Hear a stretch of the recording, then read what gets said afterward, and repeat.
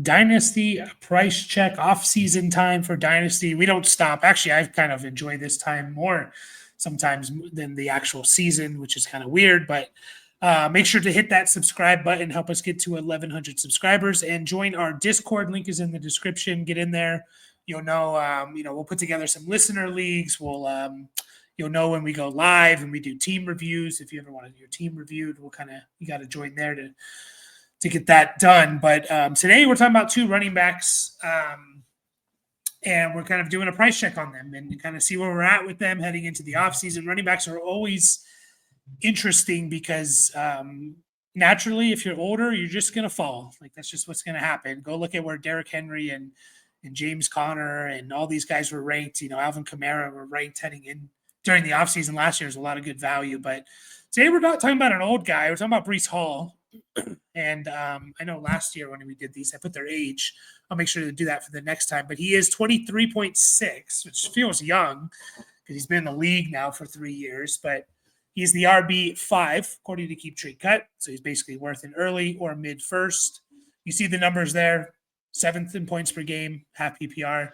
6th in points per game in 2023. This year, 18th in points per game, part of that Jets disappointment here. So what are we doing here? Are we buying, we selling, we holding Breece Hall? RB5, is it appropriate? Would you bring him down a little bit? How are we feeling with Breece Hall? Who, by the way, if you actually look at Keep Trade Cut, he's in this giant tier from RB3 to RB12. So anyways, how are you feeling about Breece Hall as RB5?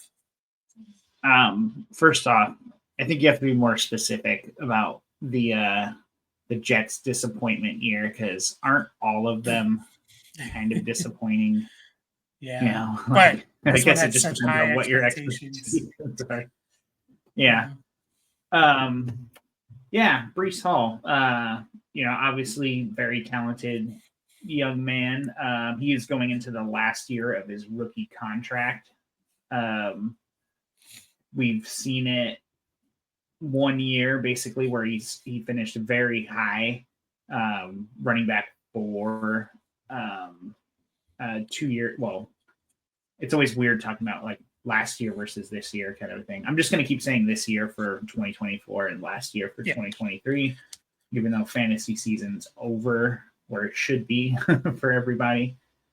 But yeah, like I think he's appropriately ranked. Like he's kind of, I think he's at the high end of this giant chunk of guys. Like we see as of right now, like Saquon and Achane are ranked above him, and I think that's fine. Like I do worry about Saquon next year after getting so much work this year, but he's on obviously like a much better offense, averaging basically close to double points per game as Breece Hall. And yeah, it's what limits him a lot, Breece, that is just the offense that he's on. And do I think the Jets are going to be able to turn it around this next year? Like, not really. Like, I'm just going to kind of go with history on this. And obviously, like, a little bit of not really competition in the backfield, but he's got some other guys behind him that can kind of, help pick up the slack. But about as close as to a workhorse running back as you can expect, like playing well over 70% of the snaps for most games that he was fully healthy. And I kind of wonder how much health played a role like later in the season for him, So kind of a hard player to evaluate. I'm not, like you mentioned, like what his value was. You said low to mid first or early to mid first. Is that right? Yeah, keep trade cuts. The trade calculator is always kind of hard to trust, but yeah, that's what it's saying. Like it's early or mid first. So pick 104, pick 105, 106. Yeah. I don't think I'm going to give that up necessarily. I mean, it kind of depends on where, like, I don't think you're really buying low on him. So I think he's a solid hold. Yeah. It's interesting. I wonder if he's going to take the Saquon Barkley like career path a little bit, where it's like the big difference is Saquon was like I think RB2 his rookie year or something, but like Saquon all those years with the Giants was like he was productive when he was healthy, but it just didn't feel like we knew there was more. We knew the guy was talented. We knew and just obviously and now what we're seeing it was just the Giants holding him back essentially. Like and we just saw a monster year from Saquon with the team that was built to have Saquon, and I feel like the Jets are just like Breece on the Eagles would be having a Saquon year, in my opinion. Breece on the 49ers, Breece on the Lions, go for one of these teams that are built for these type of players. I think Breece has that potential. The problem is he's on the Jets. And here we are again. Like this was a season of hope for Jets fans. And it feels like even though they haven't made the playoffs in 10, 15 years, they're kind of just starting their dark ages again, where it's like, what are they going to do now? Like, who's the quarterback now? Are they going to get someone? Who's the coach even, right? Like, what's going on here? Is it Rodgers? They pick seventh in a not so great quarterback draft. So I imagine they're not going to be drafting a rookie. Maybe they get someone in the second, third round. There's kind of that next tier of guys, but what are they going to be? I don't know. It's just like, and then you get one more year of this with Breece, and he just continues to fall. And like, I just don't know if I see top 5 running back season for Breece until he's on a different team. And that lends me to like, I kind of want to sell him because he's top 5 right now. Right. And I just think it's going to fall because we're going to get another at best, like per game, RB 7, 8, 9, which is fine, which is good, but I think it's slightly going to drop, especially with the rookies coming in. So I think he's a great player, and I think once he gets on another team, and hopefully it's 2026, he's awesome. But yeah, like it's kind of one of those. I'm fine with holding him too, like because I do think he's going to be productive, but it just feels like man, there's just so much more on the table there for him. Like we know the potential, and I do think he was injured as well, like you mentioned, but. He can just do it all. Like that's the thing. He can catch the ball. He's when you watch him play, he's really good. But the fact is, he's been kind of a disappointment to this point. Hasn't rushed for 1,000 yards. I think Pro Football Reference is doing this new thing. I've never noticed it before, but they show like obviously your year by year stats. They show your career stats, and then they show like what your 17 game average is over like those 3 seasons. So his 17 game average is 992 rushing yards, six rushing touchdowns, 65 catches, which is great, 550 yards, 3 touchdowns. So about 1,500 total yards with 60 catches and 9 touchdowns. But yeah, he's a tough one for sure. Yeah. He's an interesting one to talk about. Go ahead. Yeah, you know what? I think you kind of talked me into it a little bit, like as maybe Breece is more of a sell high. Like I don't really like. I mean, when you're near the top, there's nowhere to go but down, And there are a few guys below him that I wouldn't mind going down to. Like I think it kind of depends on the makeup of your team. Mm-hmm. But just also thinking about that early to mid first, like if I'm not paying that for him, I guess if you can get that for him, then I would do that. But yeah, like I think obviously he has, RB1 potential, but I mean, there's a few guys below him who I'd rather have for this upcoming year if I'm contending. Like James Cook, for example, just much better offense and more, not established of a role, but just more involved in a good offense, I guess, to say. So, yeah, I think if you can get that, like you're kind of recouping a lot of the value that you paid for, or, what you paid for him anyways, and it's already been 3 years. So I'm fine selling Breece, but it's funny because like you got to get this in your head a little bit where it's like, well, I really like him as a player. So why would I sell him at this? But it's like it's not really about that, and I have to remind myself that constantly, where it's like it's just about like perceived value and everything, and where you can either make a profit / recoup, 80%, 90% of your value already, and just kind of move on and try and find that next guy. But no, I agree with what you said about the Saquon year. I was kind of thinking that too when I was looking at him and the next guy. Well, not in the same vein, but it's just kind of like, I think these guys would be much better on a different team, So.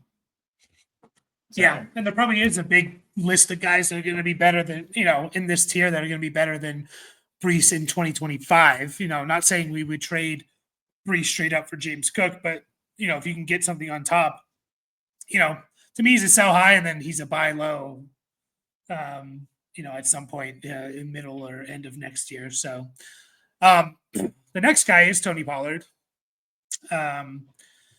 Tony Pollard, who was kind of everyone's darling. We knew he was one of those where we knew how good he was. He was awesome in 2022 when he was sharing the workload with Zeke. He was the RB8 in points per game. Then he got the workload with Dallas, was a disappointment, was the RB22 in points per game. And then this year felt like he was like nice. It's just all about where you take him in drafts, but he was actually worse this year slightly than he was the year before.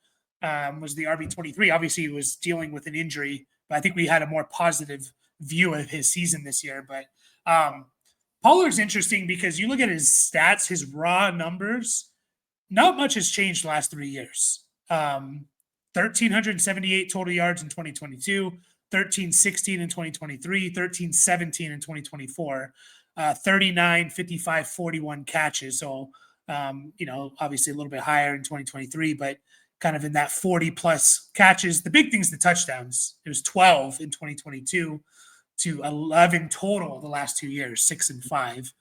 And then obviously his efficiency's down, but that happens when you get more carries. That's just going to happen, for guys that are just getting more carries. Sometimes you only need 1 yard to get the first down and that's all they care. That hurts your efficiency numbers, right? But it doesn't really matter because you did your job.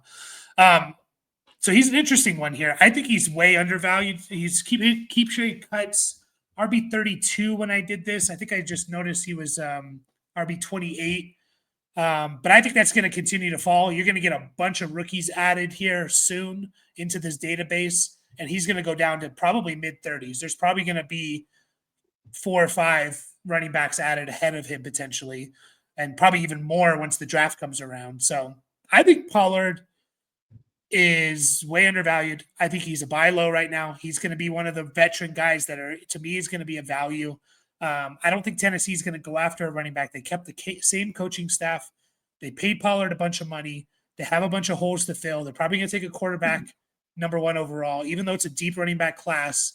I don't think they target running back in the first 3 rounds because they don't need to, because you have Pollard, you paid a lot, and then you have Spears, who's a good kind of 1-2 punch / backup with him. So I think he's kind of undervalued here, and it's only going to continue to fall, in my opinion. Where are you at with Mr. Pollard?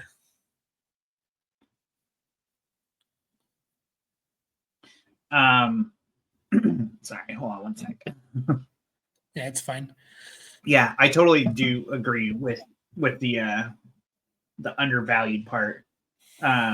If you're buying him basically as a mid-range RB3, like I think he's gonna outperform that. Like similar to Breece Hall, like he's just on a bad team. Like they basically almost finished exactly like the 2 teams like were almost back to back. I think there was 1 team in between them as far as total points per game, and that was Jacksonville. But basically, 18, 19 points a game. That's going to hurt touchdown upside for sure. But I think, like you mentioned, like he is getting a little older, but like very similar production throughout the past 3 years. I'm more than confident that he's going to stay in Tennessee, which probably depresses his value a little bit, but I think he's easily he'll finish as kind of like a mid-range RB2. So in that case, I will buy. I'm trying to see what actual I don't think they put picks in yet. I'm trying to see No. what what pick you can trade him for necessarily. Like they don't have specific picks, but if you're giving up like, you know, a mid-range second round pick, I'm happy to do that.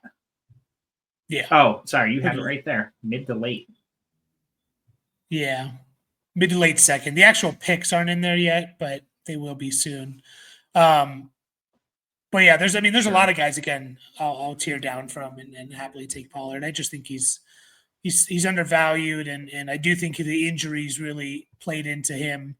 Not producing down the stretch, which I think is going to leave a sour taste in people's mouths because, he was bad during the playoffs. He didn't play in one of them, and he was bad in the other two. So, I just think he's a good running back on a hopefully improved team.